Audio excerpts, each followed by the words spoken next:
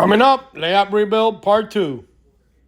Hey, welcome back. This is George, Florida Railroad Dog, Roman Nico Railroad. Hope everybody's doing okay. Hope everybody had a good weekend. Blessed Easter weekend. Just a little update of what's been going on here. As you can see behind me, that's already painted. I'm gonna turn it around and you guys are gonna see how far I've gotten in 3 days since Friday. Well, there it is. Took the wall down, painted. Went and bought some bins. I'm gonna need a lot more bins once I'm done with the layout. This is crates, Glock's crate. It's gonna be in there.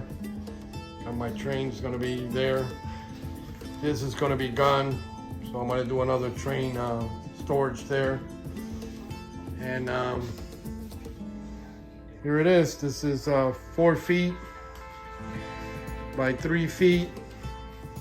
And it's gonna come out 4 feet this way. Over here, it's gonna be 2 feet, and then it's gonna meet up here. This is 5 feet. And then I'm gonna have 2 bridges, lift up bridges right here. You can see it's still a big mess, but it's coming along. I'm even gonna utilize that windowsill. It's a train siding storage. I've updated my plans, but it's coming along.